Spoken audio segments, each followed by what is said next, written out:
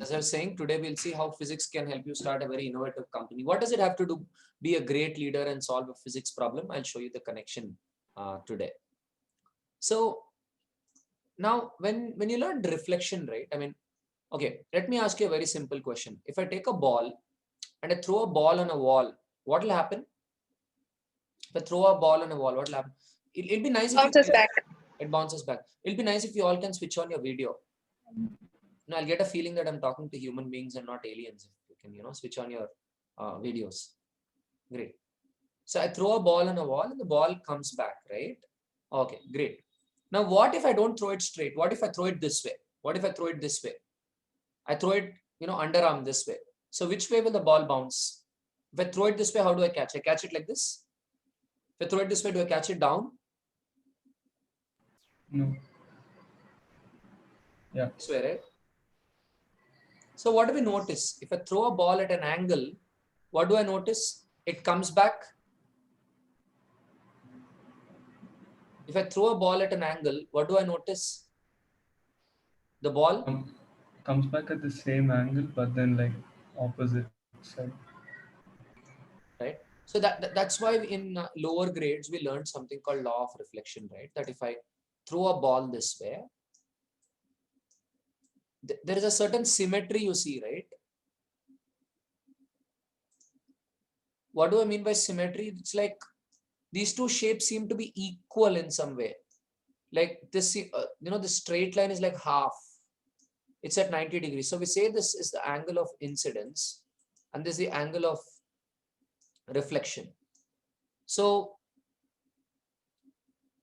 if this is a 90-degree normal, if that is a normal, the bending here, the bend between the, if this is my normal and this is how the ball is coming, so the bend here is equal to the bend there. The ball is not hitting head on, the ball is not hitting head on, but the ball is hitting with a bend. Ball hits with a bend and bounces back with a equal bend. So what will happen if the ball is hitting head on? How much is the bend? The initial bend is 0. So the final bend is also 0. 0. 0. Goes with 0 bend, comes back with 0. 0 bend. But if it goes with some bend, it comes back with same bend. But what if I throw the ball like this? The bend is 90, while going back also the bend is 90. 90. So it's hitting with an angle of 90. It's going back with an angle of 90. Well, fact is it is never hitting. It's just touching the surface and going away. So there's no reflection. 90 and 90, no reflection. 0 and 0, perfect reflection, right? There's not perfect reflection. The sound is not that loud. This perfect reflection, right? Compare this. And you take a even you change the angle and see the sound.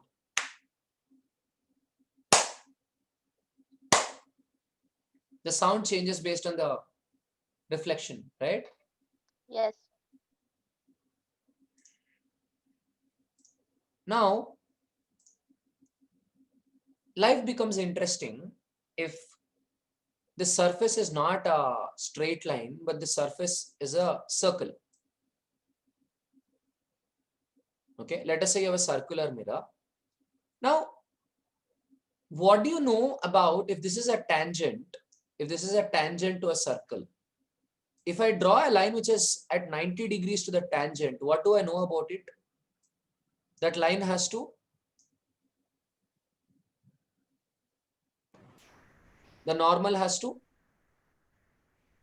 pass through the center of the circle.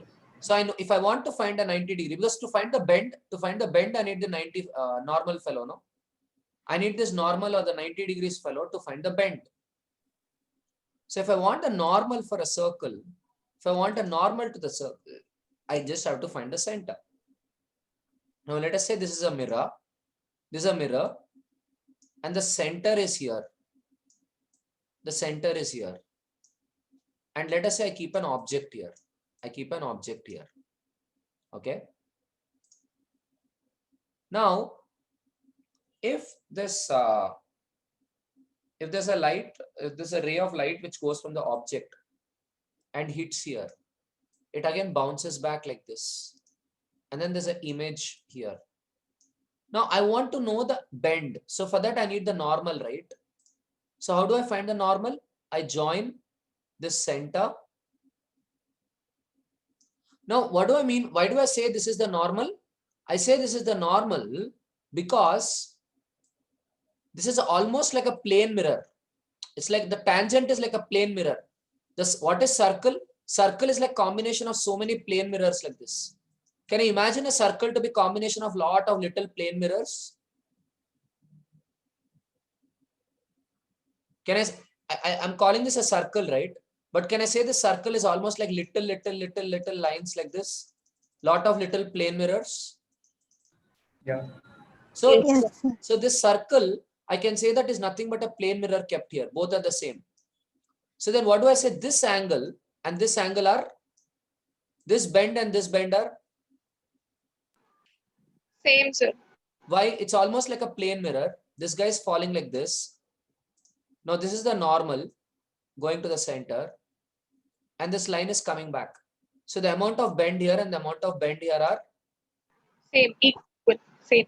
now, as Elon Musk said, normal companies, what do? They copy the other companies. Analogy. Like how we copy the textbook and say, no, normal passes through center. But if you're learning it like Elon Musk, what do? You ask. You ask, why is the normal passing through the center? Because you know that in a circle, the normal, you know that the perpendicular to the tangent passes through the center, and you can prove it from high school geometry. So these two angles are equal. Now let me draw this shape again, because sometimes in life it is very important to focus on only those things which matter. It's very important to focus on only those things which matter, because right now in this diagram, there's so many things and there's a high chance of us getting confused. So let's draw a simple diagram so that we don't get confused.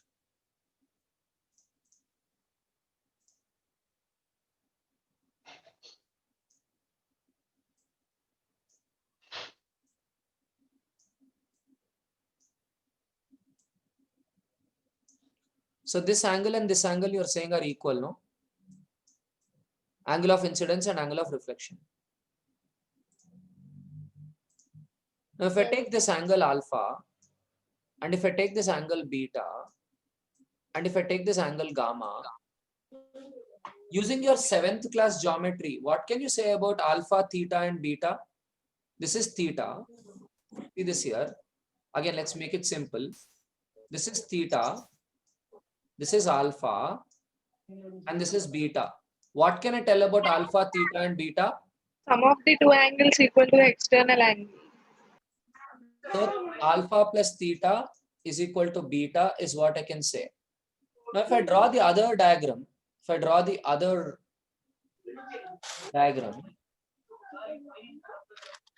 this is theta, this is beta, and this is gamma. What can I tell about theta, beta, and gamma? Theta plus beta equal to gamma. Now I don't want theta. I only want alpha and beta. What will I do if I want only alpha and beta? Beta minus then alpha equal to gamma. If I subtract, Sorry? I get alpha minus beta is equal to beta minus. Yeah, beta minus gamma. So I get 2 beta is equal to alpha plus gamma. So what does this mean? If I take a mirror, and if I take a center here, and if I take an object here, Srivalli, what are you doing? Srivalli, could you please stop doing this, please? Somebody's mic is not on mute. Can the mic go on mute, please? Yeah. So if I have these angles here, alpha, beta, and gamma,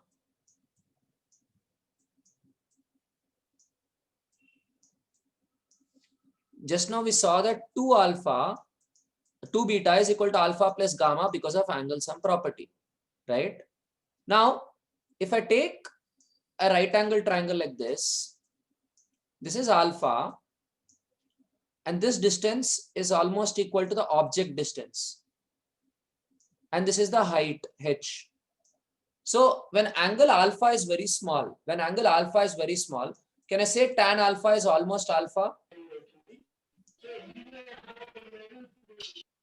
When angle alpha is very small, tan alpha is almost alpha, right? So if tan alpha is almost alpha, how much is alpha equal to tan alpha? What is tan alpha? H divided by u. Why? Because what is u? U is the object distance from the pole. The distance of the object from the pole. The distance of the center from the pole is r. The distance of the object from the pole is u. What is the distance of the image from the pole? You learnt in your 10th class, no? What is the distance of the image from the pole? V. Distance of the object from the pole is u. Distance of the center from the pole is r. So now when you take beta, this is h, this is r. So what can I say is tan beta?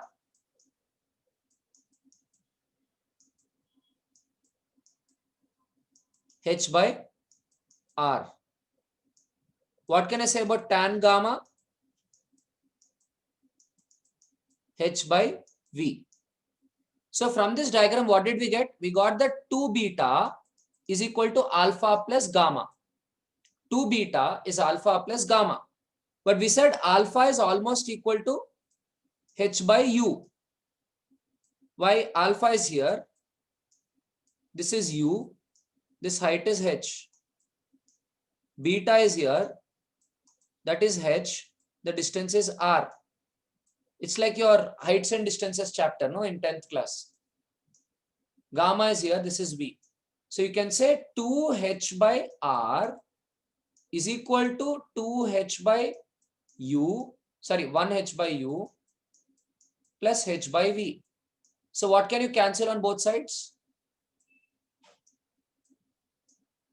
H, sir. So you're getting 2 by r,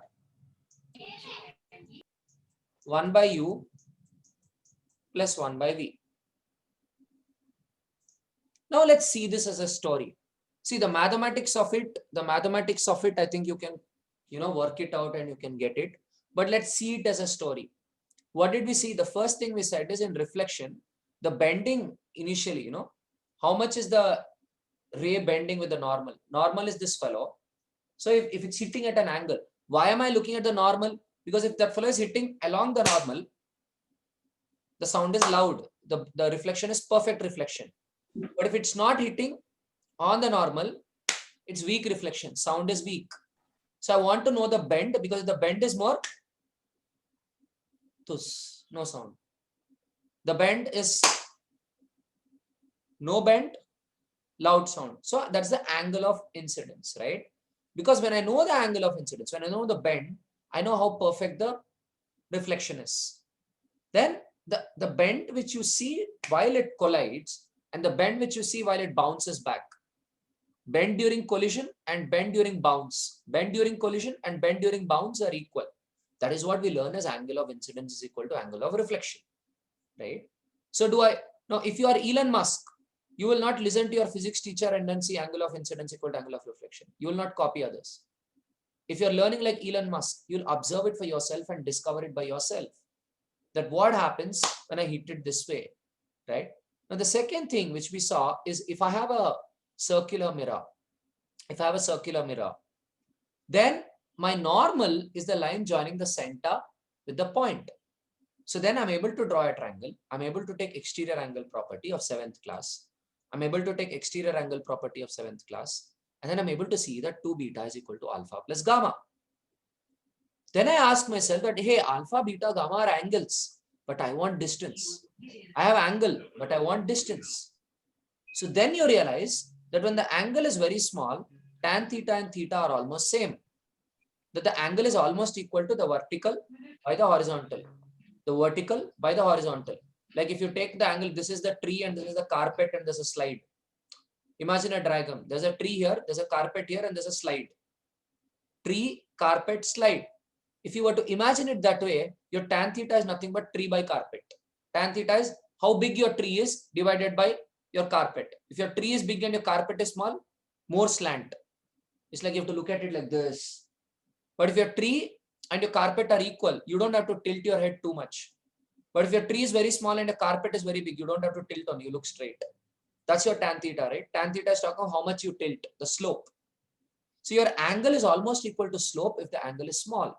So you said 2 beta is equal to alpha plus gamma. So you're saying 2 h by r because my beta is almost equal to h by r. So you're saying 2 h by r is equal to h by u plus h by v. Now, I'm not going into the details of the formula. That would be a complete physics class. But what I wish to tell as a story from physics, is more than 99% of students in India are Buddhus. Why Buddhus? By heart a formula. After exam is over, forget it. But very few would actually learn it like how an Elon Musk would. Now, if you think about it, Elon Musk has started some of the most impossible companies. Elon Musk has started some of the most impossible companies on this planet. So what is the difference between us and Elon Musk? And what is the similarity between us and Elon Musk? First, I'll tell you what is the similarity. The similarity between us and Elon Musk is we have something in our top floor and Elon Musk also has something in our top floor. Something which we don't use that often, which we call a brain. And what is the difference between us and Elon Musk? That Elon Musk reasons everything from the basics. Elon Musk does not by heart it as a formula. Elon Musk will go down to 7th class ka geometry. From the 7th class ka geometry, Elon Musk is able to derive the formula and see it. What do Buddhus do? Arey, the derivation and all is hard work. I will not do derivation, I'll use formula. That is what Buddhu companies also do, no? Reliance and all these companies, what do? All innovative companies like Apple, whatever do, they'll do copy. We say China phone, but India phone is also China phone only, no? They also copy only, no? What is the innovation happening? So if we want to learn to innovate, it's very important that we see the derivations in physics. Now, what does physics have to do with innovation? In physics, the beautiful thing is you have to know only 2 or 3 things. You have to know only 2 or 3 things. And when you know 2 or 3 things, the power is with the help of little knowledge, you're able to do a lot of things. Like in today's class, what are the 2 or 3 things we had to know? We had to know that angle of incidence is equal to angle of reflection. They're also like a Buddhu, you can just remember angle of incidence equal to angle of reflection. But if you're a smart person, you can actually see what is the bend, and when the bend is changing, what is happening to the reflection. If you're a smart person, you're not just remembering it as a law, but you're actually able to reason for yourself over what is happening. Not as though somebody taught you, but as though you found it on your own. So we saw that. Then we saw that for a circle, the normal is perpendicular to the tangent. That was the second story. And the third thing is we saw angle sum property, and from angle sum property, we were able to, and then tan theta. Just 4 things. With the help of 4 things, we are able to derive it on our own, right? So even when you're trying to innovate, when you're trying to innovate as an organization or as a business, when you're trying to innovate as an organization or as a business, you're just using simple facts. But the brain is required to combine those simple facts. It's like this, right? Just because you have raw materials, you don't get a biryani. You need a stove. You need to cook the biryani. All of us have access to simple facts, but you need that thinking and you need that physics to combine all the simple facts to explain nature, to explain reality. So I would like to conclude with one thought. When we look at nature, nature might appear very complex. When we look at life might appear very complex. But then the good news from physics, the good news from the last 200 or more years of physics is that the seemingly very complex life and the seemingly very complex world can be understood by very, very simple rules. So the good news is you can keep life simple. But how do you keep life simple? When you learn the art of deriving something from the basics. So do we choose to use our brain? Do we choose to do derivation? It can be initially tough. But eventually life is going to be simple. Life is going to be fantastic because you will be like Elon Musk. Everything is so easy for you and everybody is like wondering, how do you do it? How do you do it? But you know, it's simple. It's very simple because you're using your brain and the others aren't. It's as simple as that. That's what he's saying towards the end also, right? There are some very simple things we all know, but the point is nobody does it. There's simple things which we all know, but nobody does it. So I invite you to this new approach of doing physics or new approach of learning where you're able to reason from the basics. I hope we all can make more out of our talents, right? So this concludes the storytelling session of physics for today. Yeah, Krishna Priya, you can allocate